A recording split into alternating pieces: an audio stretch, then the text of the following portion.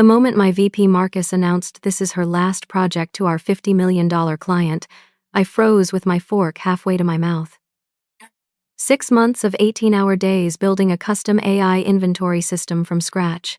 James Hartwell, CEO of Hartwell Manufacturing, asked calmly during dessert. "Is the final build on your laptop?" I nodded. "Excellent," he said.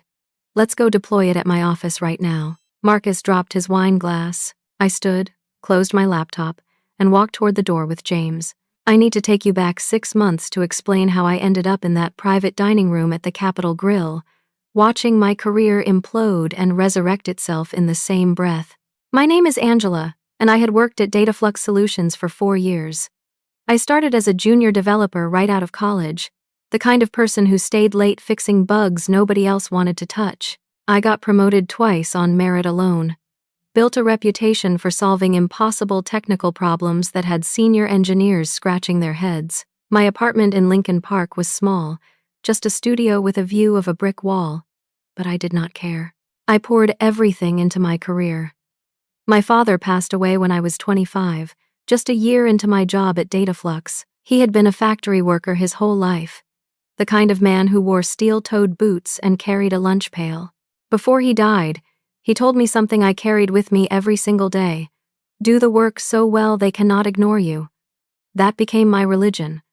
Excellence as armor, competence as protection. It was a Monday morning in early spring when Marcus called me into his office. Marcus was the vice president of Client Solutions, a tall man in his mid-40s who wore expensive suits and had a corner office with windows overlooking downtown Chicago. I had worked under him for 2 years, delivered every project on time, never caused problems. He closed the door behind me and gestured to the chair across from his glass desk.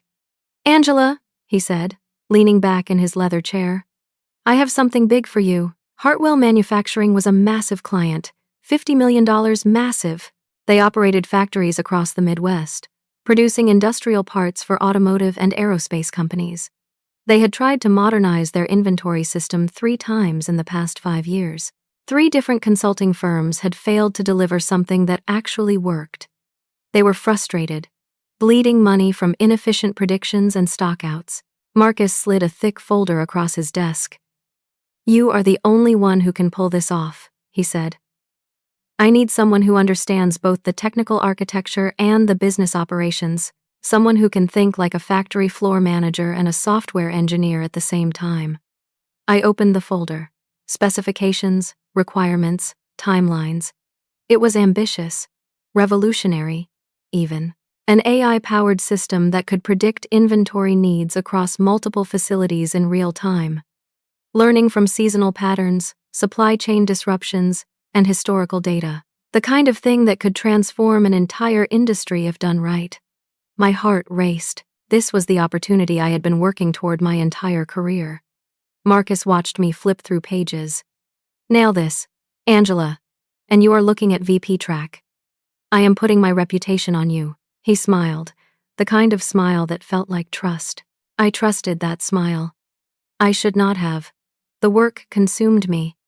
Marcus insisted I work alone. "Too sensitive for a team," he said.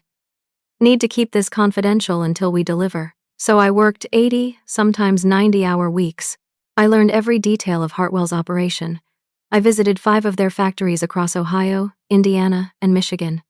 I talked to floor managers, inventory specialists, warehouse supervisors. I understood their pain points better than anyone. James Hartwell himself started joining our video calls. He was 60 years old, built his company from nothing over 3 decades, and he had sharp eyes that missed nothing. He was impressed by my insights, started requesting me specifically for technical discussions, asked questions that showed he actually understood what I was building. I created something genuinely innovative. 3 patent applications were already drafted.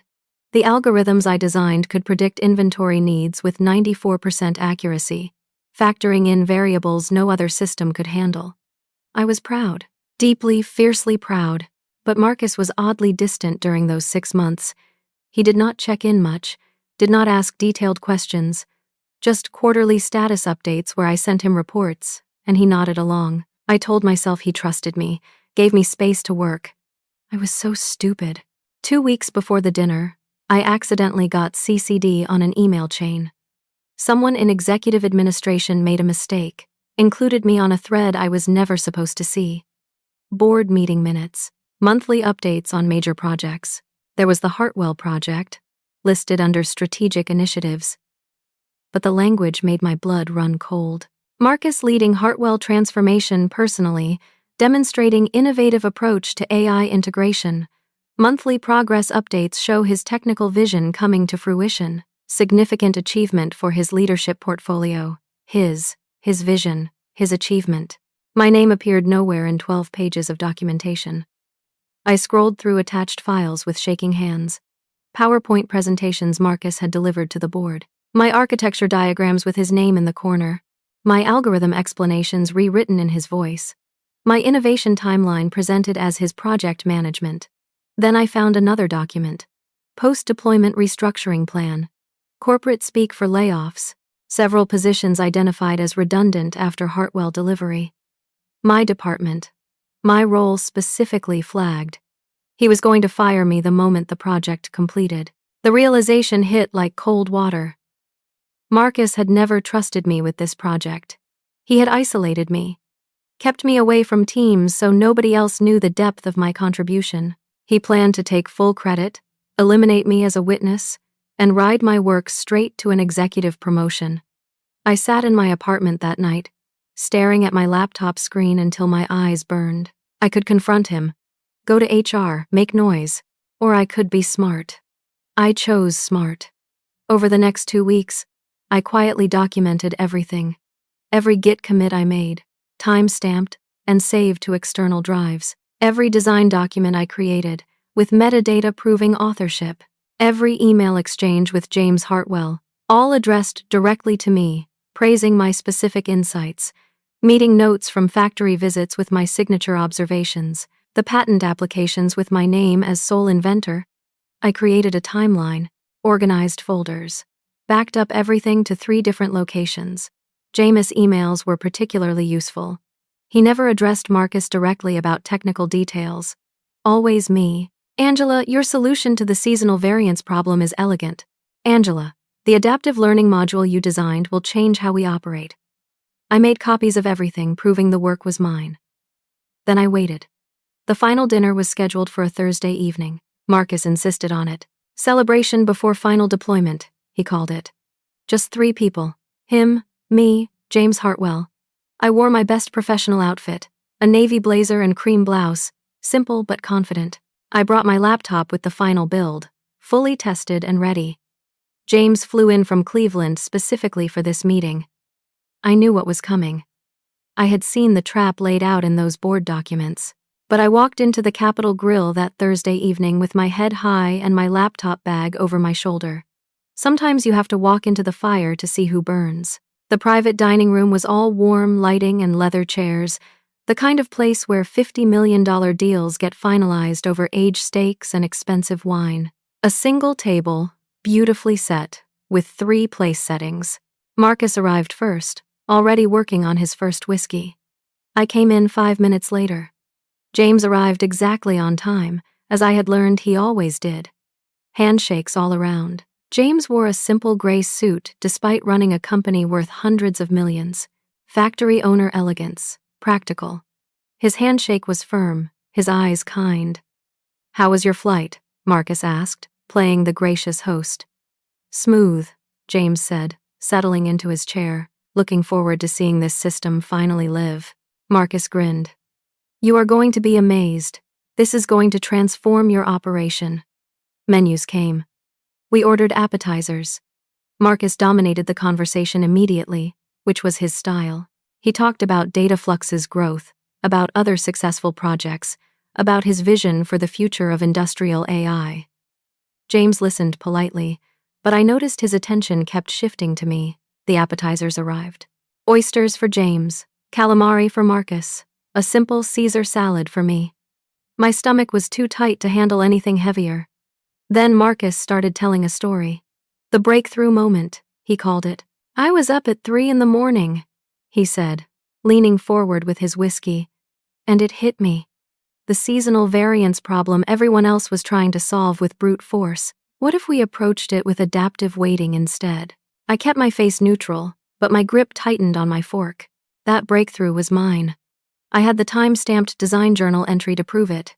3:14 a.m. on a Tuesday in June. Written in my handwriting, with coffee stains on the page, Marcus continued, getting more animated. Standard approaches use fixed algorithms, but I realized we needed something dynamic. Something that learns in real time. That is when I designed the adaptive learning module.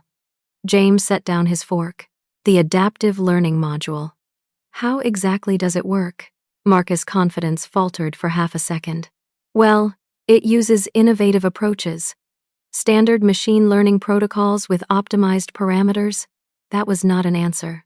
That was word salad. James' eyebrow lifted slightly. But how does it weight the variables? James pressed. How do you determine which historical patterns matter most for future predictions? Marcus took a drink of his whiskey. It is complex. Multiple layers of analysis. The documentation covers it in detail. James looked at me. Angela, you worked closely on the technical implementation. Can you explain it? Before I could open my mouth, Marcus jumped in. Angela did excellent support work on the project. Really helped with the coding implementation of my designs. Support work, 6 months, alone, 80-hour weeks. My jaw tightened, but I kept my voice steady. I was happy to contribute, I said, the lie tasting like ash. James' eyes lingered on me a moment longer. Then he nodded and returned to his appetizer. But something had shifted in his expression, a calculation happening behind those sharp eyes. The main courses arrived. Filet mignon for Marcus, ribeye for James, salmon for me. Marcus ordered another whiskey. His face was getting flushed, his gestures broader. He started talking about future projects, how this was just the beginning of what we could do together. He mentioned new team structure vaguely, reorganization to optimize resources. James listened without much reaction. My phone buzzed in my purse. I ignored it. Focused on cutting my salmon into small bites I could not taste. The room felt smaller, warmer, like the walls were closing in. James suddenly asked me directly, "What was your favorite part of building this system?" I looked up, surprised by the direct question. The moment when it all came together, I started. When I finally got the algorithm to recognize patterns even I had not anticipated, and Angela did excellent support work. Marcus interrupted again, his voice louder now. She was great at implementing the modules I designed, really thorough with the testing protocols. Support, that word again. James' expression remained neutral, but I saw his jaw tighten slightly. He cut a piece of steak with deliberate precision. Marcus, he said slowly, in my experience, people who build things love to talk about building them. People who manage projects love to talk about managing them. The temperature in the room dropped 10 degrees. Marcus laughed, but it sounded forced. Well, I did both. Designed and managed. Angela here was instrumental in execution. Execution, like I was just the hands, not the brain. I felt something inside me shift. A door closing, a decision crystallizing. I set down my fork, folded my napkin. My phone buzzed again. Excuse me, I said quietly. Restroom. I walked out of that private dining room with my purse, leaving my laptop at the table. In the ladies' room, I stared at myself in the mirror. Navy blazer, cream blouse, professional Angela, invisible Angela, support Angela. I pulled out my phone. 2 texts from Casey, my friend from the development team. The first, emergency, call me. The second, sent 2 minutes ago. Marcus told everyone you are being let go tomorrow. I am so sorry. Tomorrow. Not even a courtesy notice. He was going to fire me tomorrow, after I had delivered everything he needed.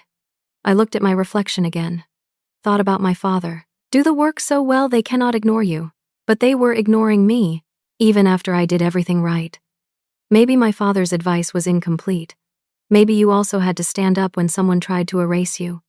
I walked back to the table. Dessert menus were on the table when I returned. Marcus was mid-sentence, something about expansion opportunities. He barely noticed me sit down. The server took our dessert orders, tiramisu for me, creme brulee for James. Marcus waved it off, ordered another whiskey instead. his fourth, by my count. James asked about deployment timeline while we waited. Tomorrow afternoon at your facility, Marcus said confidently. I will bring my team. We will have everything running by end of business. Your team, James repeated. How many people? Just need a few specialists, Marcus said vaguely. We will handle everything. James nodded slowly, then turned to me. Angela, is the final build on your laptop?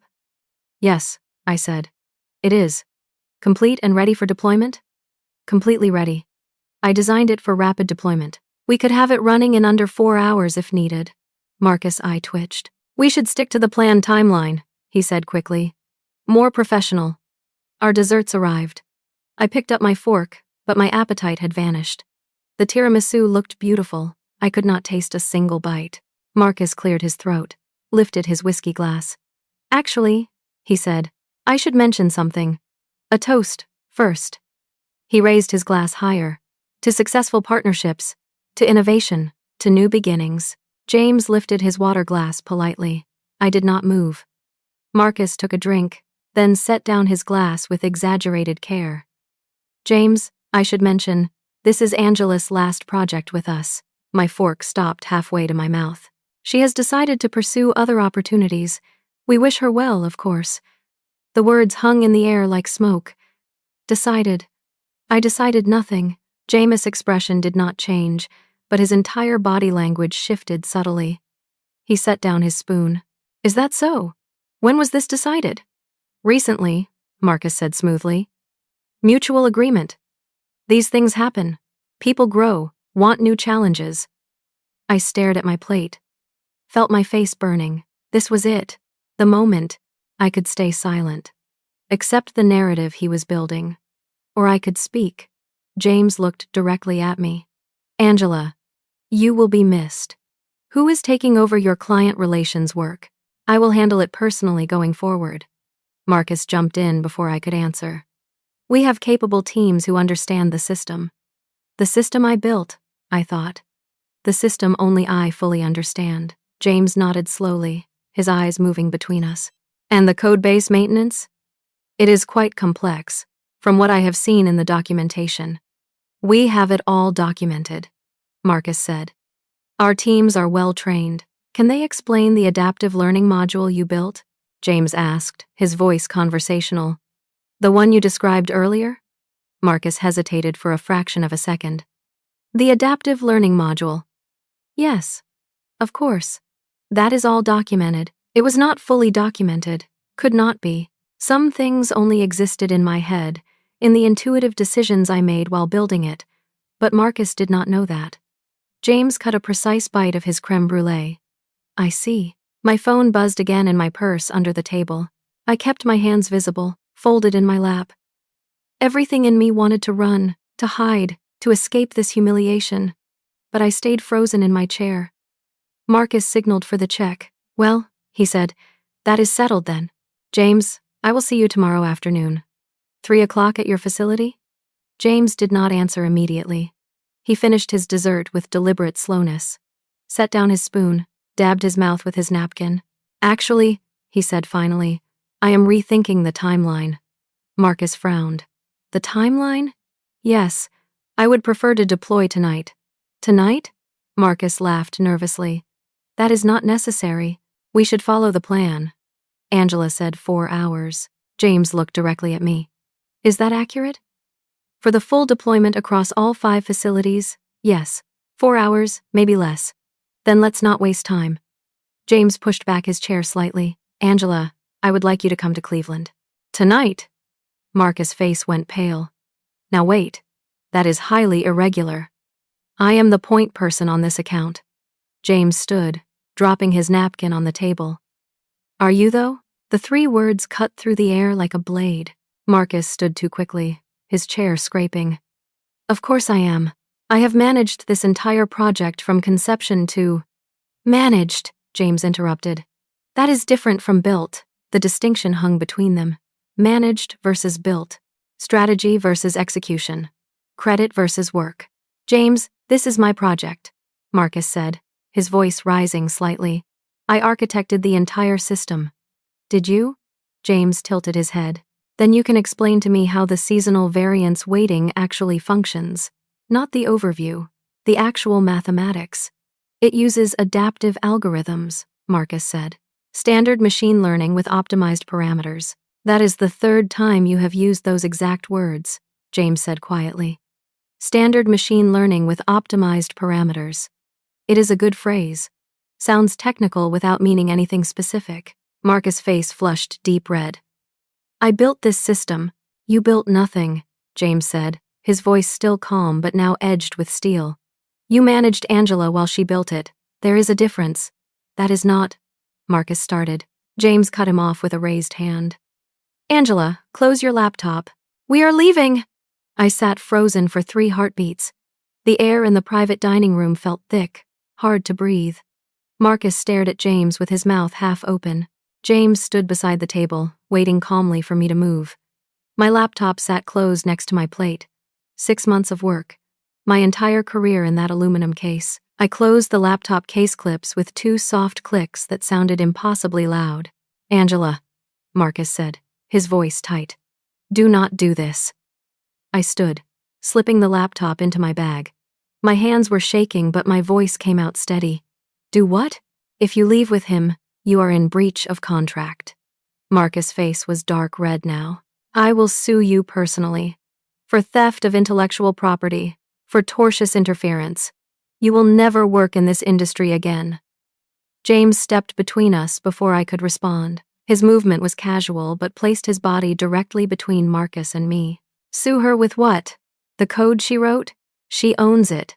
That is company property. Marcus sputtered. Developed on company time with company resources. Actually, James said, pulling out his phone and tapping a few times, according to your own employee contract, Section 12, Subsection 3, employees retain rights to innovations they independently create. The company has usage rights but not ownership unless explicitly transferred. He turned the phone screen toward Marcus. I had my legal team review your contracts 3 weeks ago. 3 weeks. James had been planning this. Marcus lunged toward me, not violently but desperately, reaching for my laptop bag. Give me that. I am your supervisor and I am instructing you to hand over company property. I stepped back. James moved faster, his hand on Marcus' chest. Not another step. This is theft, Marcus shouted. James, you do not understand. She is stealing proprietary code. No, James said, his voice dropping to something cold and final. She is not. Then he said something that changed everything. I have known for 6 weeks, Angela. James turned to look at me. Known that you built this entire system. Every line of code. Every algorithm. Every innovation. Alone. Marcus went still. What? Your contributions, James continued, looking back at Marcus, were limited to status update emails you copied from Angela's weekly reports. That is not true, Marcus whispered. I had my CTO analyze the writing styles and all the technical documentation. The email communications, the code comments. James' voice was matter-of-fact, like he was discussing the weather. All Angela. Your emails to me about technical details were generic, evasive. When I asked follow-up questions, you deflected. Marcus' mouth opened and closed. Angela's responses, James continued, were detailed, specific. She demonstrated deep system knowledge in every interaction. 3 weeks ago, my IT director flagged the inconsistency. We ran a quiet investigation. My heart was pounding so hard I felt it in my throat. We found Angela's personal code repository, James said, her design journals, her time-stamped development logs. We even found your board presentations, Marcus. Interesting how the architecture diagrams in your PowerPoints match identically with Angela's files, created 2 months earlier. James pulled his phone up again, swiped through screens. Section 72 of the patent applications, inventor name, Angela Crawford, filed 4 months ago, not by you, by her. How did you? Marcus' voice cracked. I wanted to see if you would be honest at this dinner, James said. If you would give credit where credit was due. You were not. The room spun. James had known. For 6 weeks. Watched and waited. Marcus tried one more time, his voice desperate. James, this is a misunderstanding. Angela, tell him. We worked together. It was collaborative. I found my voice. It was not collaborative. You did not write a single line of code. Did not design one algorithm.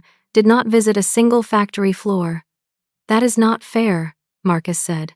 I managed the project. I provided oversight. You took credit. I interrupted. You erased my name from every document. You planned to fire me the day after deployment. That is not. How did you? Does not matter how I know, I said. I know. James gestured toward the door. Angela, my car is outside. Will you come finish what you built? I looked at Marcus. His face was pale now, fear replacing anger. Looked at James, this 60-year-old CEO who had quietly investigated, documented, waited for the right moment. Yes, I said, I will. I walked toward the door. Marcus called after me. Angela, wait, please. We can talk about this. I can make this right. I stopped, turned back. No, Marcus, you cannot. If you leave, you are fired. Effective immediately. James spoke without turning around. She already quit. 30 seconds ago, when she accepted my job offer, I had not accepted a job offer yet. But hearing James say it made something settle in my chest. Marcus pulled out his phone frantically. I am calling legal. This is corporate espionage. I will bury both of you. James finally turned back, his expression almost pitying. Call whoever you want. My lawyers are already drafting the contract termination paperwork. $50 million, breach of faith clause, misrepresentation of personnel. We are done. The color drained from Marcus' face completely. You cannot. Watch me, James said. We walked out. The main restaurant was still bustling, normal people having normal business dinners, unaware that my entire life had just detonated and reassembled itself in 15 minutes. James' hand touched my elbow lightly, guiding me through the tables. Outside, cool Chicago night air hit my face.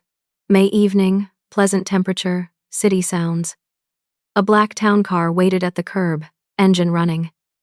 The driver opened the rear door. James gestured for me to enter first. I slid into leather seats that smelled like money. James got in beside me. The driver closed the door, cutting off the street noise. We sat in silence for 10 seconds. 20. 30. James finally spoke. You are probably wondering what happens next. I am wondering a lot of things, I said. My voice sounded strange in my own ears. First, we are going to Midway Airport. I have a plane waiting. We will fly to Cleveland tonight and deploy your system. He looked at me. If you are willing, you have had this planned for weeks. 6 weeks, he confirmed. Since my CTO flagged the writing style inconsistencies. Why did you not tell me? Would you have believed me without seeing it yourself? James asked.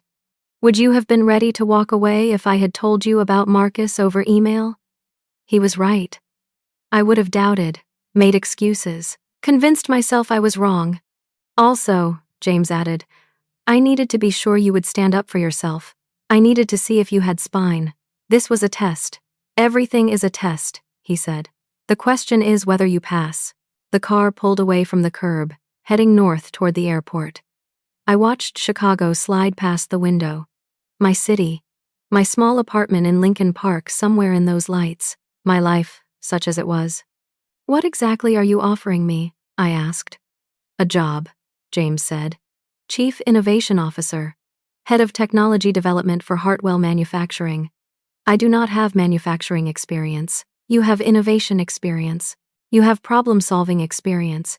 You built something revolutionary in 6 months with no support and an active saboteur taking credit. That is the experience I need. What is the salary? $300,000 base. Stock options. Full benefits package. Relocation assistance if you want it. I made $82,000 at Dataflux. I know, James said. I also know you are worth 4 times what they paid you. Why are you doing this? I asked. You do not know me. I know your work. I know your integrity. I know you stayed silent for 6 months rather than cause problems, even when you knew you were being erased. That shows patience. Then I know you stood up at exactly the right moment.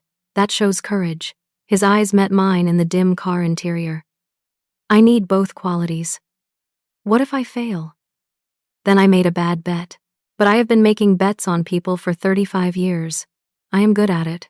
The car merged onto the expressway, heading toward Midway. This was happening, actually happening. There is something you need to know, James said, his voice serious now. Marcus is going to come after you with lawyers. Dataflux will claim intellectual property theft. They will make it ugly. I have documentation, I said. Timestamps, code repositories, emails. I know. My legal team already has copies. You CC'd me on enough correspondence that we have a strong case. But it will still be messy. Public. Possibly drag on for months. I can handle messy. Good, James said. Because starting Monday, you work for me, and I protect my people. We rode in silence for a while. I watched highway lights streak past. My phone buzzed repeatedly in my purse. Marcus calling, HR calling. I turned it off. Angela, James said as we approached the airport. Why did you stay silent for so long? I thought doing good work was enough, I said quietly. I thought if I was excellent, I would be protected. And now? Now I know excellence is necessary but not sufficient. You also have to stand up. Good, James said. Remember that. The private jet was smaller than I expected. 8 seats, cream leather, polished wood accents. I had never been on a private plane. Never imagined I would be. The flight from Chicago to Cleveland was 40 minutes. James made phone calls the entire time, calm and methodical. I heard fragments. Yes, terminate the Dataflux contract. Breach of faith clause. Misrepresentation of key personnel. Effective immediately. $50 million evaporating because Marcus could not stop lying. We landed at Burke Lakefront Airport, a little past 10 p.m. Another car waiting. The drive to Hartwell Manufacturing took 20 minutes through dark Cleveland streets. The factory complex sprawled across what looked like 30 acres of industrial Cleveland. Massive buildings, loading docks, the hum of machinery that never stops. The headquarters building had lights still on. James people, waiting. A woman met us in the lobby. Mid-50s, sharp eyes behind stylish glasses, gray hair cut in a practical bob. Patricia, James said. This is Angela. Angela, my CTO, Patricia Warren. Patricia extended her hand. I have been waiting months to meet you properly. Your architecture is brilliant. The way she said properly. Like she knew, like she had been part of Jameis' investigation. We took an elevator to the 3rd floor, walked through quiet hallways to a server room, banks of equipment humming, cool air, the smell of electronics and filtered air. A workstation was already set up. I set down my laptop, connected cables. Patricia pulled up a chair beside me. James stood behind us, watching. Walk me through it, Patricia said. I opened my laptop, pulled up the deployment scripts. The system is designed to integrate with your existing infrastructure. 5 factories, 3 states, real-time connection. I will start with the main hub here, then cascade to the others. My fingers moved across the keyboard. This was familiar territory. Safe territory. Patricia asked technical questions. Smart questions that showed she actually understood the architecture. We talked algorithms and data flow and API integrations like old colleagues. James brought coffee around midnight, strong and black. I drank it gratefully. The deployment progressed smoothly, too smoothly. I had learned in 4 years that smooth deployments always hide problems. At 12:47 a.m., we hit 98% installation. Then the system threw errors. Red warnings cascaded across my screen. Alarms triggered. Patricia leaned forward. What is happening? I dove into the logs, scanning thousands of lines of output. Something is blocking the final integration. There is a conflict in the data pipeline module. I pulled up the code, tracing execution paths. Found it, a back door, hidden deep in one of the modules. A remote access port, encrypted, designed to look like legitimate system communication. This is not my code, I said. Patricia was already tracing network paths. When was this added? I checked the repository history. Last week, Wednesday. Who had access? James asked, his voice sharp now. Just me and... I stopped. Realized, Marcus. He had my repository credentials. Required them for the quote-unquote backup purposes. I had given them to him 3 months ago. never thought twice about it. Patricia ran packet analysis. This backdoor connects to an external server. Encrypted tunnel. She typed rapidly, tracing the IP. Got it. This is registered to Steelcore Industries. James went very still. Steelcore. Your biggest competitor, Patricia said. James walked away, pulled out his phone, spoke quietly. I focused on the problem. Started isolating the corrupted module. Angela, James called. Come here. I walked over. He showed me his phone screen. Email exchanges between Marcus and someone at Steelcore, dated over the past 3 weeks. I scrolled through them, feeling sick. Marcus negotiating to sell my algorithm. $2 million. After deployment at Hartwell, he planned to claim the system failed, blame me in the termination documents, then deliver the actual working code to Steelcore for a fortune. He was not just stealing credit, he was committing industrial espionage. James made another call. I need forensic IT here now. Yes, tonight. I do not care what time it is. I went back to the workstation. Patricia brought up system architecture diagrams. We need to rebuild that module, she said. Can you do it? From scratch, yes. Give me 2 hours. You have one, James said. Steelcore cannot know we found this. We deploy tonight or they will know something is wrong. I cracked my knuckles, opened a new file, started writing code. Patricia worked beside me, handling the infrastructure side. We barely spoke, both focused completely. James made more calls, his voice tight and controlled. His lawyers were apparently having a very busy night. 1 hour and 43 minutes later, I hit enter on the final compile.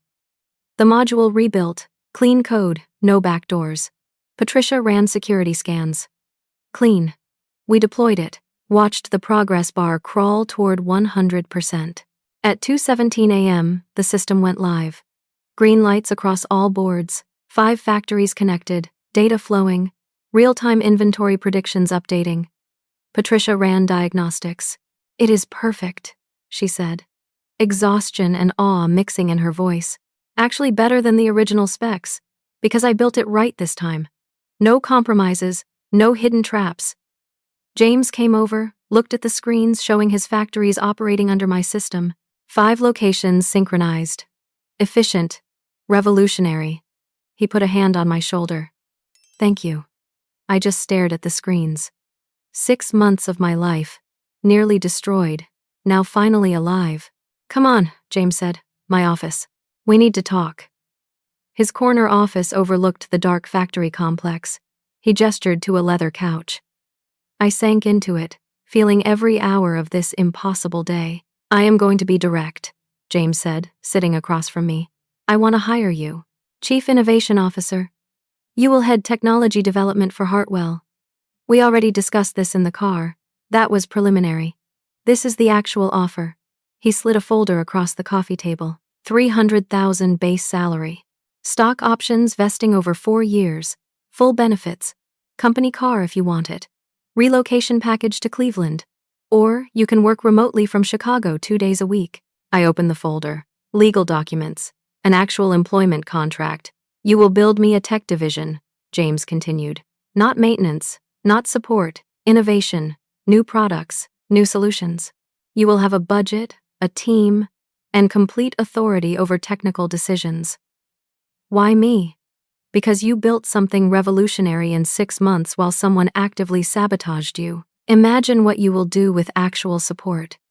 What if I am not ready? I am 32. I have never managed people. Neither had I when I started this company at 24, James said. You will learn. I will teach you. I looked at the contract. The salary alone was life-changing. The title was beyond anything I imagined at this point in my career. There is something else you need to know, James said, his voice serious. Marcus will make this ugly. We terminated Dataflux's contract tonight. $50 million gone. They will blame you. They will come after you with every lawyer they have. Let them, I said. I have documentation. I know. We have copies of everything. But it will still be public. Messy. Your name will be in business news. There will be depositions, court hearings. It could drag on for months, possibly longer. I have been invisible my whole career, I said quietly. Maybe it is time people know my name. James smiled. Then we have a deal? When do I start? Monday. Too soon? Not soon enough. He stood, extended his hand. I stood and shook it. His grip was firm. Welcome to Hartwell, Angela. My phone vibrated in my purse. Still off, but the vibration meant voicemails were piling up. Marcus. HR. Probably legal. Ignore them tonight, James said. Tomorrow, my legal team will handle all communication. You do not talk to Dataflux directly. Everything goes through lawyers now. A hotel room was already arranged. Patricia drove me there herself, a nice place downtown. I walked into the room a little after 3 a.m., dropped my laptop bag, and stood looking out the window at Cleveland's sleeping skyline. My father's advice echoed. Do the work so well they cannot ignore you. I had done the work. And when they tried to ignore me anyway, I stood up. Maybe that was the real lesson. Excellence opens doors, but courage walks through them. I fell asleep in my clothes, too exhausted even to undress. I woke up Friday morning to 73 messages on my phone. Voicemails, emails, texts, Dataflux legal team, HR, Marcus personally. My apartment building manager forwarding a certified letter delivery notice. I deleted everything from Dataflux without reading. James said not to engage. So I did not engage.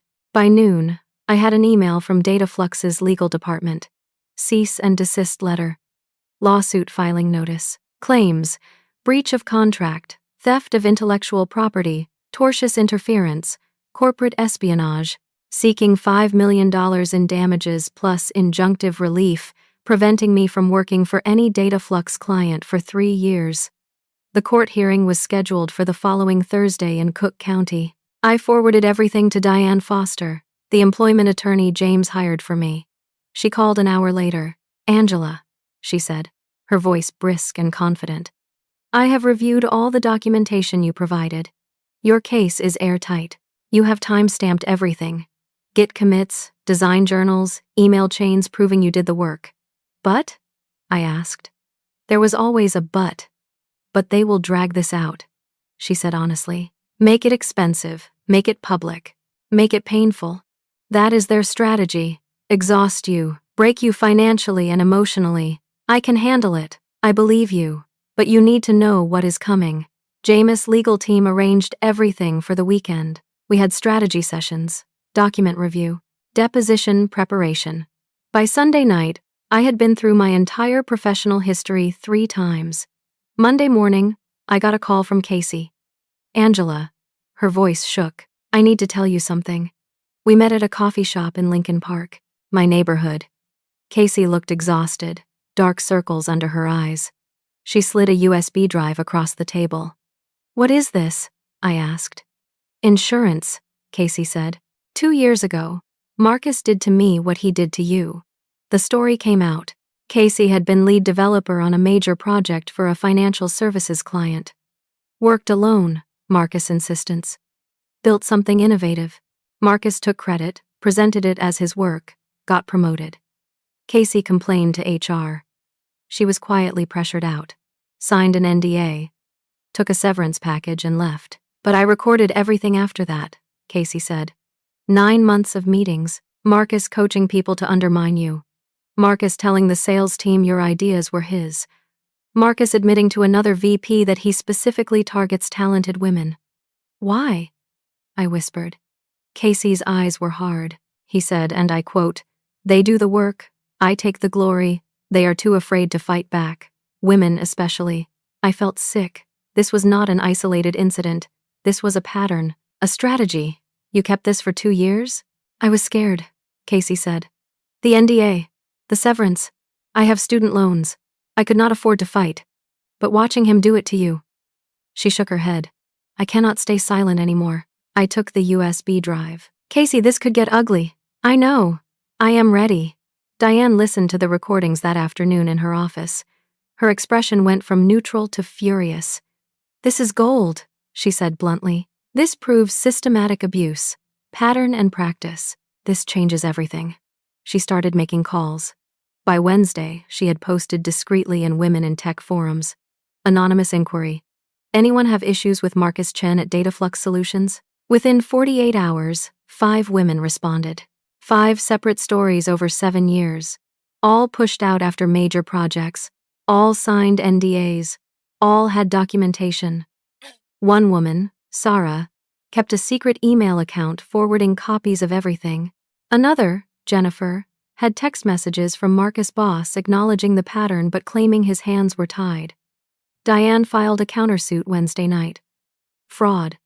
Systematic wage theft. Emotional distress. Moved to consolidate all cases into a class action suit. Thursday morning, we walked into Cook County Courthouse. Angela Crawford versus Dataflux Solutions.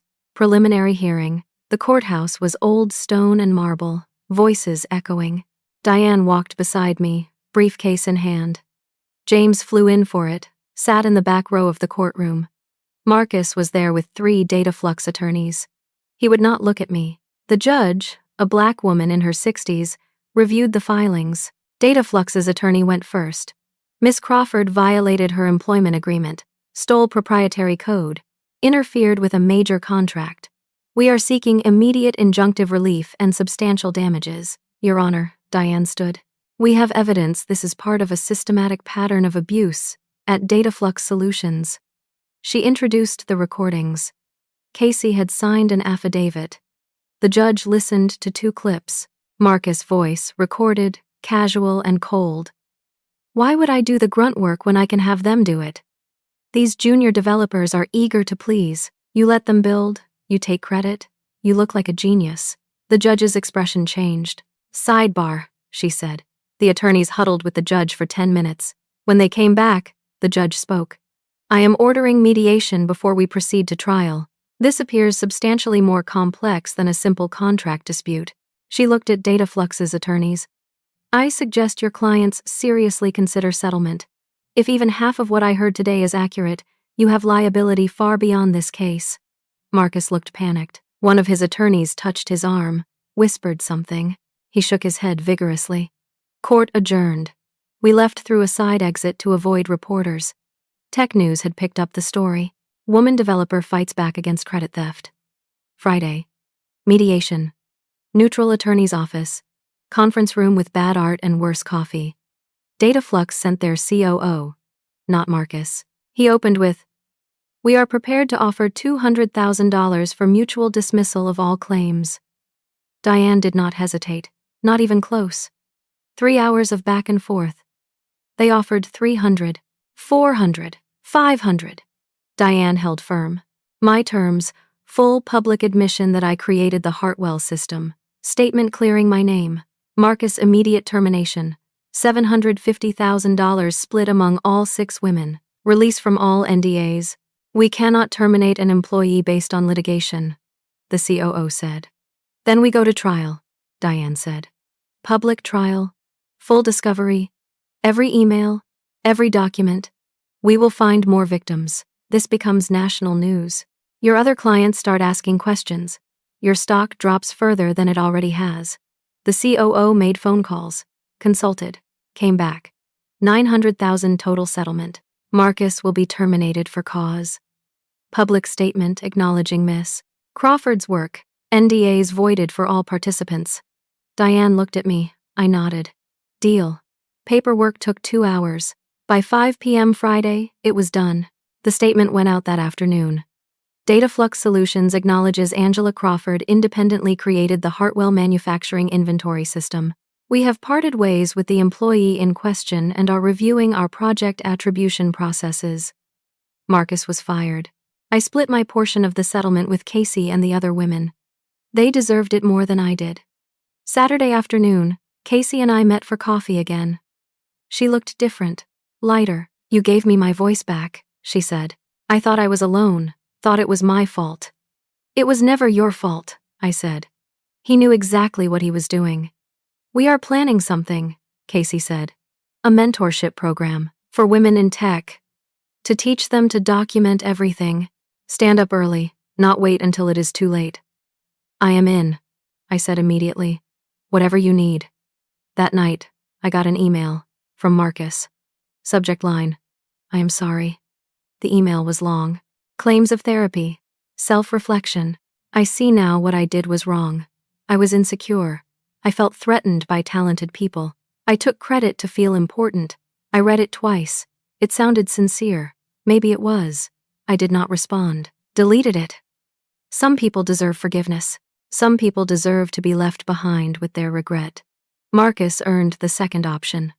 Monday morning, I walked into Hartwell Manufacturing headquarters as Chief Innovation Officer. My name was already on the office door. Corner office with windows overlooking the factory complex. Patricia met me with coffee and a stack of files. "Your team," she said. 12 engineers. I hired them based on your specifications. I had sent her a list. Diverse backgrounds, different perspectives, mix of experience levels, people who had been overlooked at their previous jobs. I flipped through resumes. 5 women, 7 men, various ethnicities, ages ranging from 23 to 56. One young woman, Natasha, reminded me of myself 5 years ago. Degree from a state school, not an Ivy. Brilliant technical skills. Quiet confidence that could easily be overlooked. The team assembled in the conference room at 9 a.m. 12 faces looking at me expectantly. I felt a flutter of nerves. I had never managed people before. "Hi," I said. "I am Angela. 6 months ago, I was a senior developer working 80-hour weeks alone. Now I am here. So I am learning this job at the same time as we build something together." A few smiles. "We are not just maintaining systems," I continued. "We are not support. We are invention. We will fail sometimes. That is fine. We will learn. And we will change this industry." I presented my roadmap. 3 major projects over the next year. Revolutionary stuff. The team asked questions. Good questions. They contributed ideas, built on each other's suggestions. This was what collaboration should feel like. No one stealing credit. Everyone's name going on the patents. Over the next 3 months, we filed 4 patents, all with proper inventor credits. Angela Crawford, Natasha Rodriguez, David Park, Patricia Warren. Names in the right places. Hartwell's efficiency improved 23%. James told the board I was the best hire he ever made. A tech journalism podcast reached out. They wanted to interview me about fighting back against workplace credit theft.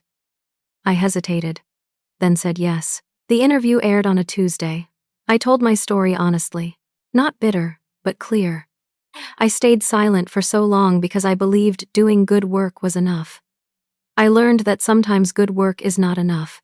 You have to stand up. You have to document everything. You have to know your worth. The episode went viral in tech communities. Women reached out sharing their own stories. Men too. People thanked me for speaking up. Casey launched her mentorship program in October. I joined as an advisor. We taught young developers to protect themselves. Document work. Keep copies. Stand up early. 6 months after that dinner, I sat in Hartwell's board meeting presenting our latest innovation, a predictive maintenance system that could forecast equipment failures before they happened. 20 companies already expressing interest. James announced my promotion. Senior Vice President, equity stake in the company. I thought about my father, wished desperately he could see this, know that his advice worked, but needed a second part. Do the work so well they cannot ignore you. And if they try to ignore you anyway, stand up until they cannot. Late evening, alone in my office, I looked out over Cleveland's skyline. This city I barely knew 6 months ago. Now home. My phone rang. Natasha. She sounded excited. "Angela, I got the algorithm working. The breakthrough we needed." "That is incredible," I said. "Make sure your name is first on the patent application." "Really? Even though you guided me?" "Especially because I guided you. This is your work. Own it." I could hear her smile through the phone. "Thank you." After we hung up, I sat in the quiet office, thought about that dinner. The moment Marcus announced my departure. The moment James said, "Let's go." The moment I stood and walked out. That dinner changed my life. Not because Marcus tried to destroy me, but because I finally understood something fundamental. The only person who can truly diminish your worth is you. When you accept less than you deserve, you teach people that is all you are worth. I stopped accepting. I started demanding. And everything changed. I opened my laptop, started typing an email to the mentorship program. Young women needed to hear this. If you are in that room right now, where someone is taking credit for your work, if you are sitting at that table where they announce your departure without your consent, if you have built something brilliant and someone else is signing their name, stand up, close your laptop, walk out.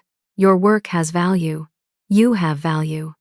Sometimes the client follows you, sometimes they do not, but you will follow yourself to somewhere better. And that is the only approval you ever really needed. I sent the email, closed my laptop, sat in the quiet office feeling something I had not felt in years: peace. The work I did was excellent. The stand I took was necessary. Both things could be true. Both things were required. My father's advice was incomplete, but it was a foundation. Do the work so well they cannot ignore you. Then if they try anyway, stand up so loud they cannot silence you. I looked at the framed patent on my wall. Angela Crawford, lead inventor. My name, my work, my credit. For the first time in my career, I felt seen, not because someone gave me permission, but because I demanded it. The next morning, James stopped by my office. Big smile. Just heard from Steelcore. Marcus, old buyer, former buyer, they want to hire you as a consultant. Offered $500,000 for 6 months of your time. I laughed. Tell them I am not available. Already did. James leaned against the doorframe. You know what the best part of that dinner was? What? Watching you decide. Right there at the table.